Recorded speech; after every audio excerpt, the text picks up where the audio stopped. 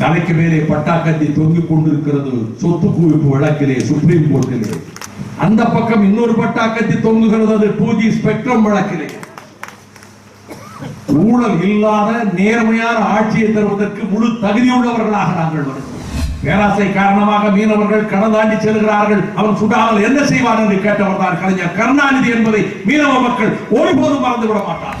நாங்கள் ஆட்சி அமைக்கிற போது வேளாண் கடன்கள் அனைத்தும் ரத்து செய்யப்படும். கூட்டுறவு வங்கி கடன்கள் மட்டுமல்ல, தேசிய வங்கி கடன்கள் அனைத்தும் ரத்து செய்யப்படும். மீனவர்கள் துயரம் தீர்க்கப்படும். வேலையில்லா திண்டாட்டமும் நீங்க வேண்டும், லஞ்சமும் ஒழிய வேண்டும். அதற்கு மக்களோட கூட்டணி ஆட்சி அமைக்க வேண்டும், ஆட்சி அமைக்கும்.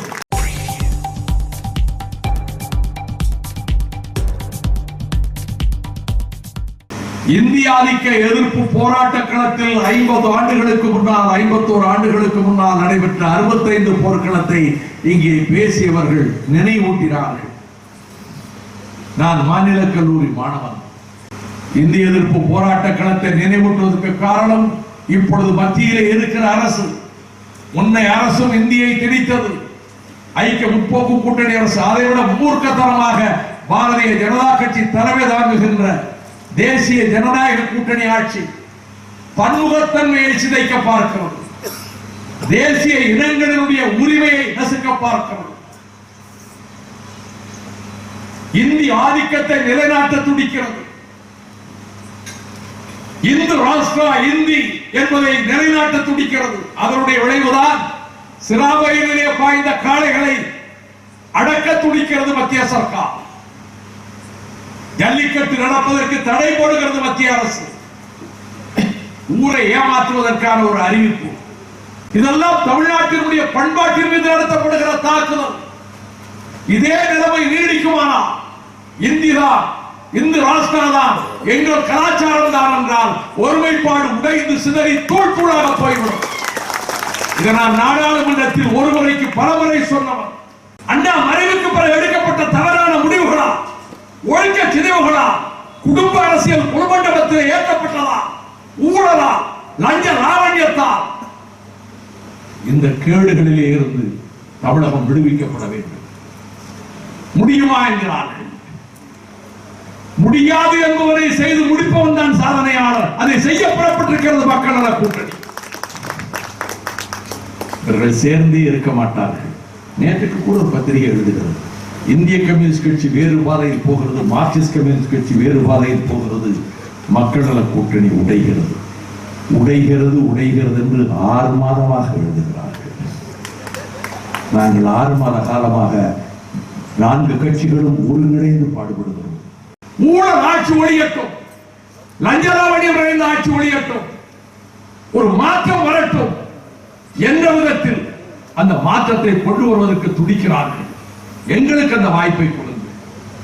எங்களிடம் பணம் இல்லை, லஞ்ச பணம் இல்லை, கொள்ளை பணம் இல்லை, எங்களுக்கு ஊடக பலம் இல்லை. ஆனால் அவர்களிடம் இல்லாத ஒன்று இருக்கிறது, அதுதான் எங்கள் நம்பகத்தன்மை, கிரெடிபிலிட்டி, எங்கள் நாணயம், எங்கள் நேர்மை, எங்கள் அரசியல் ஒழுக்கம். ஆகவே தமிழகத்திலே இருக்கக்கூடிய மக்கள் இந்த முடிவுக்கு வருவார்கள். இந்த முடிவுக்கு வர வேண்டும் என்று நாங்கள் கேட்டுக்கொள்வதற்குத்தான் நாளைக்கு மதுரையிலே மாநாடு கூட்டுகிறோம். அந்த மாநாட்டிலே அறிவிக்கக்கூடிய பிரகடனம் அதுதான். ஊழலற்ற ஆட்சி, லஞ்சமில்லாத ஆட்சி, நேர்மையான ஆட்சி, கூட்டணி ஆட்சி, ஒற்றை கட்சியின் ஆட்சி அல்ல, 4 கட்சிகளின் கூட்டணி ஆட்சி. யார் உங்கள் முதல்வர் வேட்பாளர் என்றார்கள். எங்கள் செயல் திட்டம் தான் எங்களினுடைய முதல்வர் வேட்பாளர் என்று நான் தீர்க்க பத்திரிகைக்கு சொன்னேன்.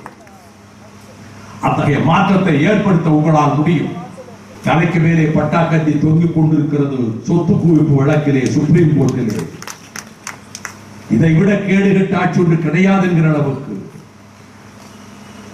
அந்த பக்கம் இன்னொரு பட்டாக்கத்தி தொங்குகிறது, அது 2G ஸ்பெக்ட்ரம் வழக்கிலே. ஊழல் இல்லாத நேர்மையான ஆட்சியை தருவதற்கு முழு தகுதியுள்ளவர்களாக நாங்கள் வருகிறோம். உங்களை நம்பி, மக்களை நம்பி வருகிறோம். நீங்கள் எங்களை ஆதரித்து எங்களுக்கு ஒரு வாய்ப்பு கொடுங்கள் என்று கேட்டு வருகிறோம். வாய்ப்பு கொடுப்பார்கள். நாங்கள் ஆட்சி அமைப்போம். நாங்கள் ஆட்சி அமைக்கிற போது வேளாண் கடன்கள் அனைத்தும் ரத்து செய்யப்படும். கூட்டுறவு வங்கி கடன்கள் மட்டுமல்ல, தேசிய வங்கி கடன்கள் அனைத்தும் ரத்து செய்யப்படும். மீனவர்கள் துயரம் தீர்க்கப்படும். பேராசை காரணமாக மீனவர்கள் கடல் தாண்டி செல்கிறார்கள். அவன் சுடாமல் என்ன செய்வான் என்று கேட்டவர் தான் கலைஞர் கருணாநிதி என்பதை மீனவ மக்கள் ஒருபோதும் மறந்துவிட மாட்டார். சில்லறை வர்த்தகத்தை பாதுகாக்கிற நடவடிக்கைகள் எடுக்கப்படும். இணையதள வர்த்தகம் யூக வணிகத்துக்கு இடம் இருக்கா? அப்படிப்பட்ட ஒரு ஆட்சியை கல்வித்துறை இப்படி சீரழியாது. மோனிசா, சரண்யா, பிரியங்கா 3 மாணவிகள், சித்த வைத்திய கல்லூரி மருத்துவக் கல்லூரி மாணவிகள் 3 மாணவிகள் வீட்டுக்கு வருவார்கள். பட்டம் பெற்று நினைக்கிற போது பிரேதங்களாக தூக்கி எறியப்பட்டார்களே, அவர்கள் தற்கொலை செய்து கொள்ளவில்லை, கொலையுண்டு மடிந்தார்கள் என்று அவர்கள் பெற்றோர் கூவி கதறி அழுகிறார்களே, அங்கீகாரம் இல்லாமலே அவர்கள் நடத்திவிட்டார்கள் என்று வைஸ் சான்சலர் சொல்கிறார்களே, இந்த அரசாங்கம் என்ன செய்து கொண்டிருந்தது?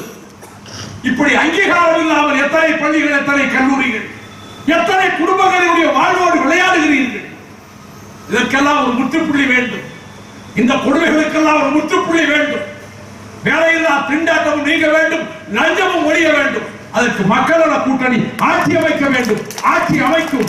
களம் காண்போம், வெல்வோம். நாளைக்கு வாருங்கள் மதுரை அம்பதிக்கு. நன்றி, வணக்கம்.